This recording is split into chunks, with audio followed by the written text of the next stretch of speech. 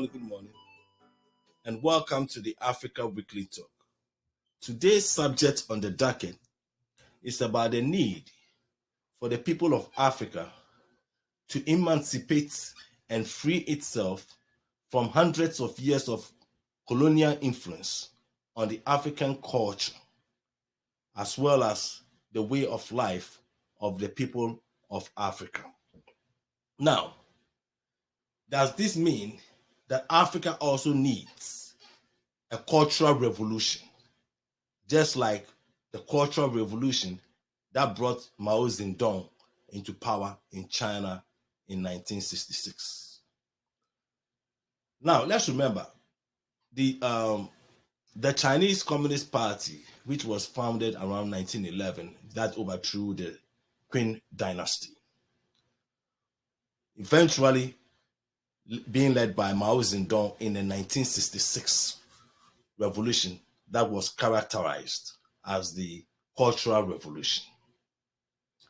And that Cultural Revolution is the foundation of the socio-economic development of China today. I don't care what anybody says, or this Western idea of the Cultural Revolution and all of that. I understand. I have a little history and knowledge about the Chinese Cultural Revolution led by Mao Zedong in the 1966. And yes, there were some bad things about it in terms of, pitching family members against each other, fathers against sons, mothers against daughters, and all of that. I get all of that. But why did Mao Zedong enact that Cultural Revolution in China? Remember, the Western world, in this modern world, in the 20th century, have colonized almost the whole world. And they had their imprints on Asia, Africa, Middle East, North and South America, and so on and so forth. And the Chinese, with their ancient civilization dating back thousands of years, long before the European became civilized, felt a threat by the Western culture and imprints coming into East Asia. So with the Mao Zedong party coming into office in 1966, and their decision to peg that cultural influence that was infiltrating the Chinese culture, thereby creating a self-awareness, or in psychology what they call self-actualization, for them to believe in themselves and their ancient culture that dates back thousands of years.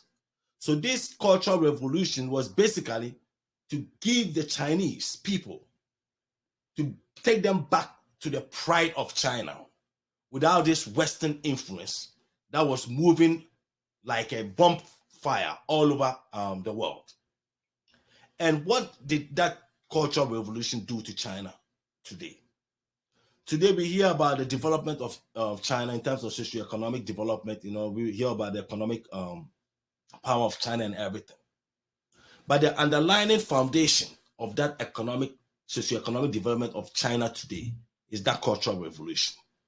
Because the Cultural Revolution gave them that pride, that self-awareness of can-do attitude, that they themselves can build their culture, they can build their country without taking every influence from other people's cultures. So what did they do? They banned religion, which was used by the Europeans as a footprint of getting into other people's culture and indoctrinating them into the belief of the European system. That is the first thing they did. They banned religion. And they also went ahead and banned other things that they felt was a threat to the civilization of China. Now, that foundation is what led to the socio-economic development that China have today. So when you talk about China today, all right, when you're talking about China today, the success of China's socio-economic development, which no country has been able to develop in this modern world within the last 40 years as fast as the Chinese. It's never happened. The French Revolution, the Russian Revolution, American Revolution, the pace of development can never match the Chinese socioeconomic development in the last 40 years. No country has ever had so much impact in terms of socioeconomic development like the Chinese revolution development. So now, that does not mean that everything about the cultural revolution of China was good. Like I stated earlier, there were some bad things, there were some things that I disagree with. But that is not the issue. The most important issue of that the Chinese revolution, the cultural revolution, was the self-worth of the Chinese man. The idea of them knowing themselves and believing in themselves with that can-do attitude and building on their own culture as well as whatever other influences that they can adapt to make them better. And that is what China have done, and that is where China is today. Because the Cultural Revolution, after the death of Mao Zedong, which was 1976, moved from the communist side of it is totally different. I'm not talking about the communist aspect of it. I'm talking about the self-actualization of the Chinese man. The self-esteem, the belief of their can-do attitude by the Chinese man. Now, after the death of Mao Zedong in 1976, also came the next phase of that revolution, which eventually started in the early 1980s to the mid-1980s, which was the moving from the communist form of market system, economic system, to the open market economic system that China practices today. And that is what has made China what it is today. So the foundation of China's socioeconomic development today is based on that cultural revolution that started in 1966, led by Mao Zedong. Now, does Africa also need a cultural revolution to make sure that Africa also move into this socioeconomic development just like the Chinese have done in the past 40 years? And I think so. You see, after hundreds of years of colonization, the African mindset of itself has been that everything African is bad and everything with Western influence is good. And that have had a very negative impact on the socioeconomic development of our ancient African traditions, cultures, and everything else. And that has also created lack of self-actualization within the African continent and among its people. Because you go to Africa, a lot of Africans, you hear people talking about in terms of development, inventions, and creativity and everything. They don't even talk about what the African can do.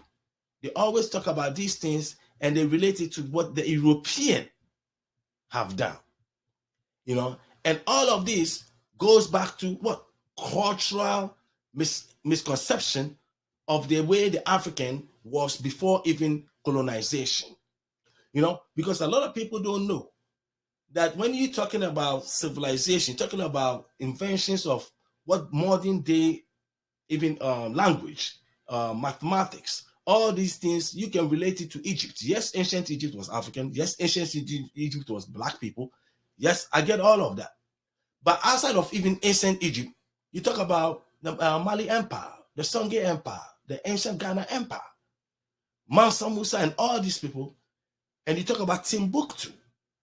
Even when you look at the history of Africa back in the 13th, 12th, 11th centuries, and you talk about the level of education, the imprints of education that spread all over from Egypt all the way to the middle of Africa and also to the eastern part of Africa, it's not even close to the mindset of the African people today. And out of that, we have come to believe less of ourselves. So the question is, do we also need cultural revolution for us to believe in ourselves, just like the Chinese did? You see, because without cultural revolution for us to believe that we as people can also advance in so many things that is happening today in the modern world, without always having to rely on the European. I mean, that is the European mindset.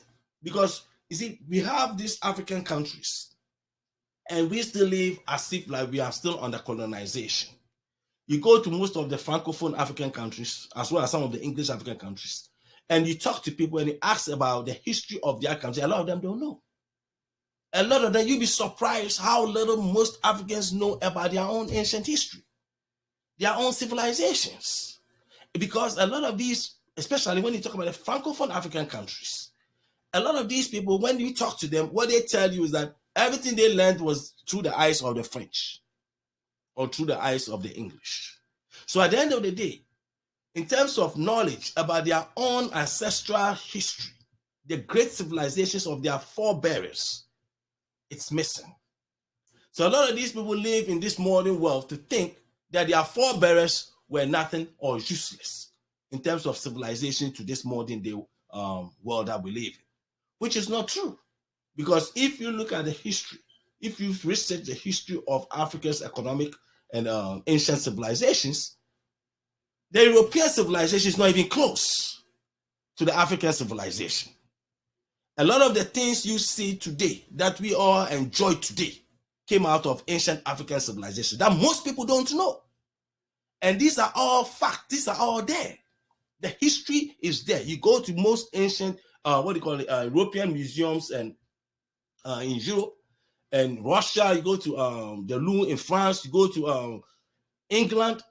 All these great European museums have ancient civilizations, sculptures. Outside of Egypt, you have the Nok civilization in Nigeria, the Benin.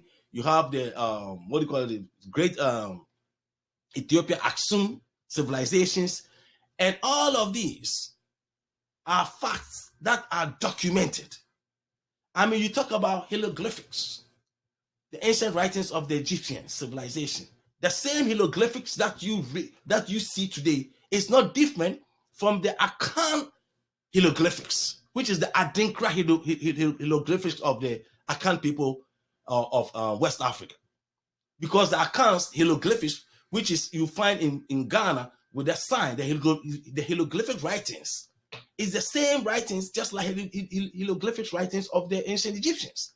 It's nothing different. They all use signs at that time to express themselves.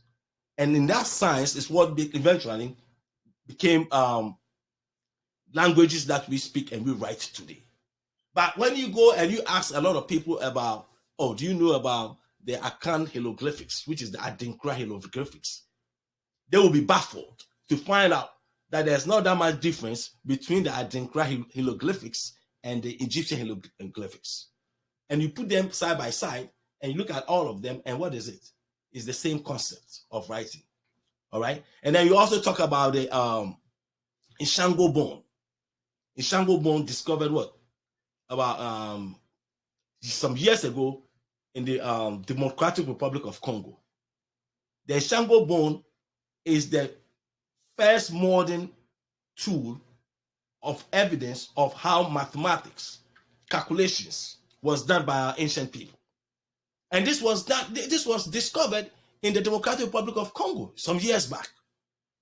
I mean, I'm not making it. Go and Google it yourself. And all of these things are things that were part of the African culture and history. But because we were colonized for hundreds of years, and the European imprint and impact of that colonization that have been on the continent of Africa, we have made ourselves less of intelligent people or smart people to be able to deal with things that our forefathers were able to do. You know, that long before the European even set foot on the continent of Africa. We have been made to believe that we were worthless, and we bought into all of that. You know, and unfortunately, that has also contributed to our lack of socioeconomic development in this modern times that we live in. You know, and not just even in terms of the language and the Ishango bone and all that stuff. The most important aspect of the Cultural Revolution is self-worth. It's self-worth. That is the most important aspect of Cultural Revolution. You see, because Cultural Revolution that the Chinese did was about self-worth.